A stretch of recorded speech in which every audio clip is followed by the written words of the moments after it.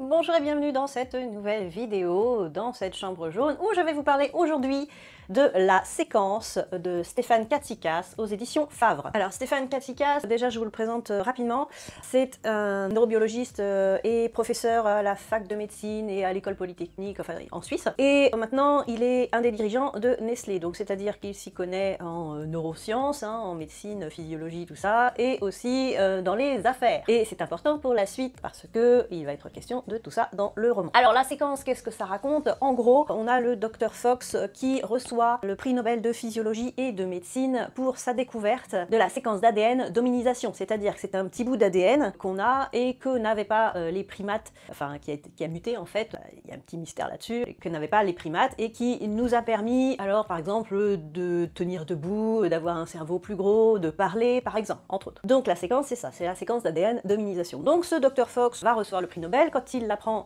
il fait une conférence de presse où au début ça se passe pas trop mal et à un moment donné il accuse certains laboratoires de faire des expériences justement là-dessus afin de pouvoir contrôler cette séquence d'ADN pour fabriquer des maladies et des médicaments pour les guérir. Du coup, ça se passe pas très bien du côté de certains laboratoires, ils les ont un petit peu là, parce qu'il y a peut-être un petit peu de vrai dans ce qu'ils racontent, effectivement, hein, dans le livre. Et il y a aussi, du coup, des gens alors qui étaient plus ou moins au courant qu'il allait avoir le prix Nobel et qui voulaient vérifier ce qu'il allait raconter, parce que c'est un mec un petit peu borderline, des fois, hein, il pète un peu des câbles, bref. Et sa vie et celle de sa famille est peut-être de ses amis, est en danger, parce que donc il se fait poursuivre par des tueurs à gages. Le co-découvreur de la séquence d'ADN, lui, qui a un petit peu disparu de la circulation pendant un temps, et qui est revenu, et qui est devenu un homme d'affaires justement dans le milieu pharmaceutique, qui est devenu très riche, il supervise quand même tout ça, il s'aperçoit qu'il y a quelques soucis après ce qu'a dit son ex-ami, enfin, ou son ami, et que les gens qui sont concernés sont en danger,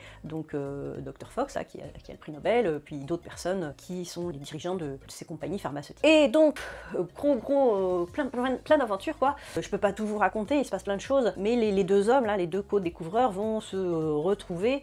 Ils ont un point commun, hein, c'est une femme qu'ils aimaient quand ils étaient jeunes tous les deux, il y en a un qui l'a épousé, l'autre non, du coup. Donc il y a un petit peu de tout dans ce livre. On a beaucoup d'action, de l'aventure, donc des flashbacks. C'est un thriller à la fois scientifique, à la fois économique. C'est un roman aussi un petit peu d'espionnage, de théorie du complot un petit peu, hein, Big Pharma, tout ça, voilà. Ça pose aussi pas mal de questions philosophico-spirituelle, parce que justement cette séquence d'hominisation, qu'est-ce qu'elle a fait en plus de donner la parole, etc. Elle a aussi peut-être, d'après certains chercheurs qui sont dans ce livre, donné cet aspect religieux aux humains, le fait de croire en un dieu. Et en un dieu, et c'est encore pire que ça, il y aurait une mutation qui ferait qu'on croit en un seul dieu, plutôt qu'en plusieurs comme les Égyptiens antiques, etc. Donc tout ça, ça reste de la fiction, hein, on est bien d'accord, on sait pas, enfin moi je sais pas, j'ai lu effectivement pour cette chronique quelques articles sur la séquence d'hominisation et sur l'hominisation et sur la paléontogéonomie, je sais plus, mais c'est tout, hein. J'ai pas cherché à savoir si dans notre ADN c'était écrit que l'être humain s'était mis à croire en un seul dieu, je ne crois pas. Si quelqu'un sait, je veux bien. Donc voilà, dans ce livre, on ne s'ennuie pas parce qu'il se passe toujours quelque chose. Bon alors, effectivement, il y a des moments, c'est peut-être un petit peu gros, il y a des choses qui nous sortent un petit peu de cette suspension consentie de l'incrédulité, comme on dit, au cinéma et puis en littérature, hein. Ce qu'il faut savoir, c'est qu'il y a donc un des protagonistes qui est super riche, donc il se permet un peu tout ce qu'il veut, mais bon, il y a d'autres choses, des fois, on se dit, ah ouais, on se croirait un petit peu dans un Mission Impossible. Alors oui, c'est un petit peu ça, hein, finalement, Mission Impossible, on n'est pas loin, hein. Ça pourrait être un scénario de Mission Impossible, effectivement. Et puis, comme je vous disais, on va aussi bien dans la science que dans l'économie, que dans l'espionnage. Et puis, on est transporté de New York, je crois, à San Diego, à la Grèce, enfin voilà, on voyage beaucoup aussi.